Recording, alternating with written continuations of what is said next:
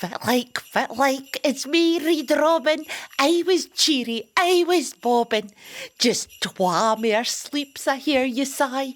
A 11th task coming your way.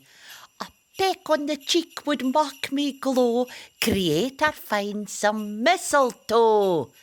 Afore you craft, pull up a seat. It's time now for a panto treat. Oh yes it is, he's behind you. Time to welcome Alan McHugh. Fit like Sorry about that.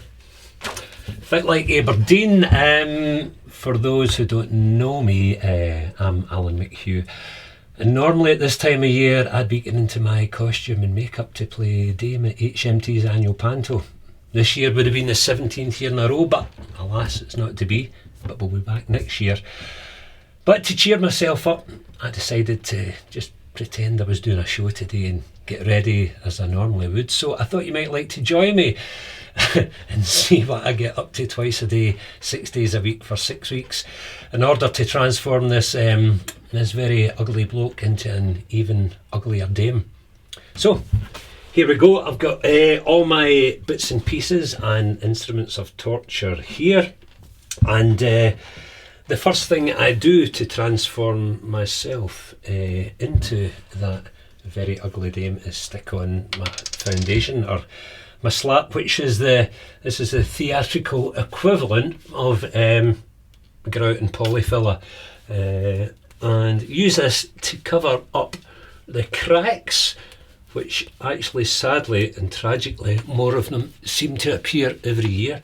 And as you can see, boys and girls, ladies and gentlemen, mums and dads, Irish grandpas, there's a serious amount of delicacy goes into putting this on.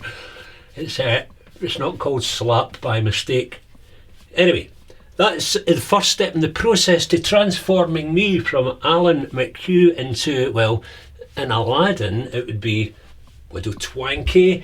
Last year in Cinderella it was Baroness Heifer McHarder. The year before in Snow White I was Nurse Nellie Macduff. So once the slap is on, I move up to the eyes and stick on my eyeshadow. Now, ladies, I hope you're looking for some top tips. Gents as well, diversity and all that. Over the years, it's developed into a combination of pink and blue. Don't ask me why.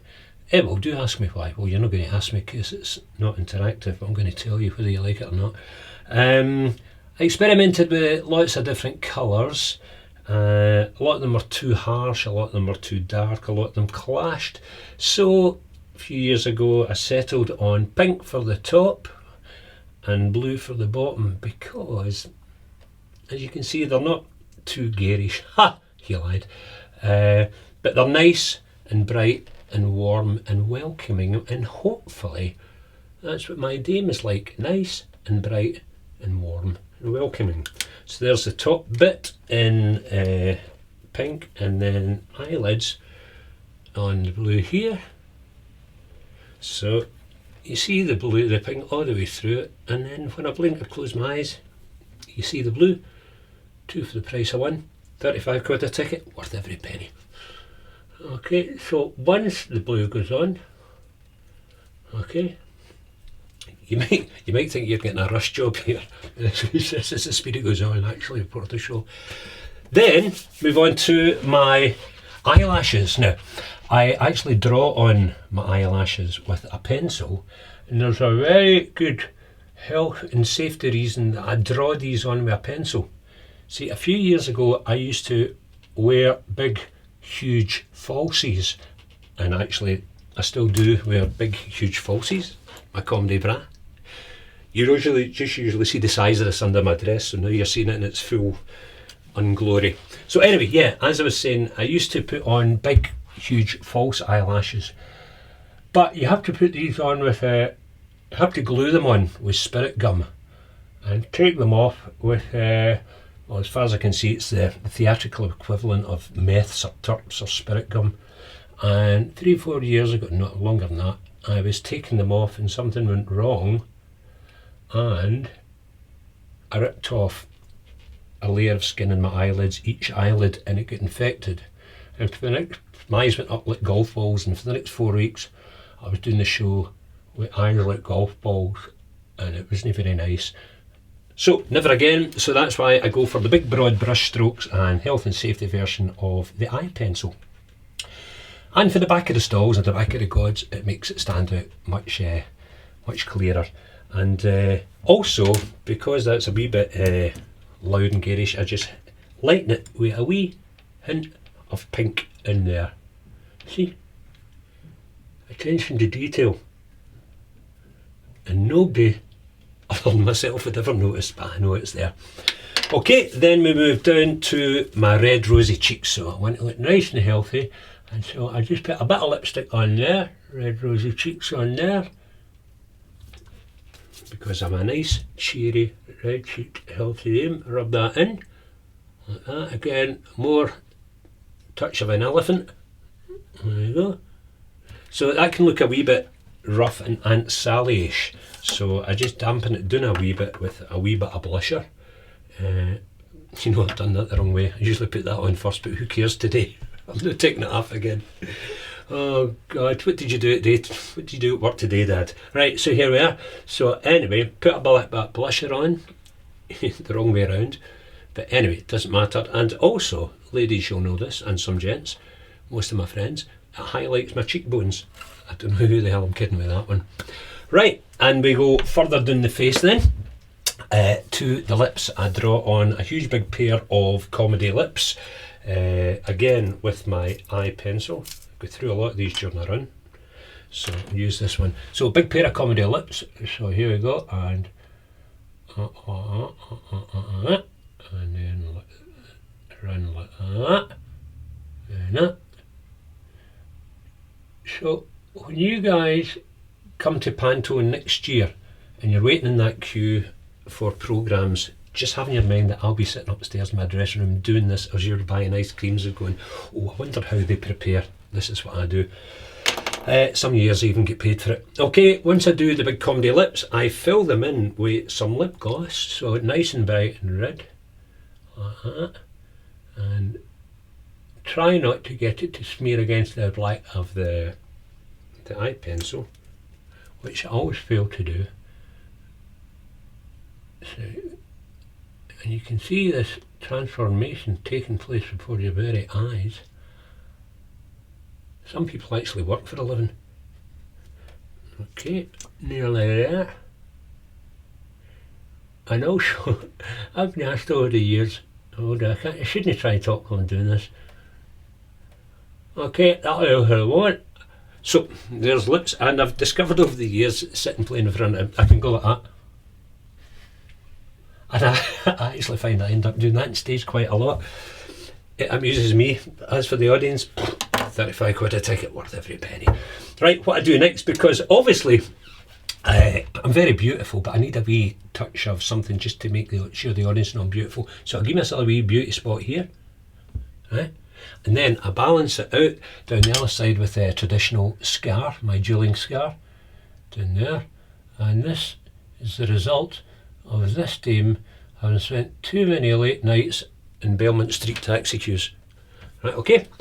And now I'm obviously, as you can see, far too young to be playing a widow twanker and that, so I have to age myself a wee bit slightly. So, who am I kidding? So I draw in some aging lines here and rub them in, right? And I know the human eye reads shadows. There's a very important point. You might not see these out in the audience, you know, in their full glory, but they'll give a certain delineation. And then I do that, get the lipstick off, and then you just blend them in. Like that, a wee bit of definition, a wee bit in the nose. And also, because I'm too devastatingly beautiful as a dame, what I do is give myself a broken nose. Right, it's like two wee strips of Harry Potter lighting there, one there and one down. From the back of the stalls you might not see this, but that will give the impression of it being a wee bit out of kilter.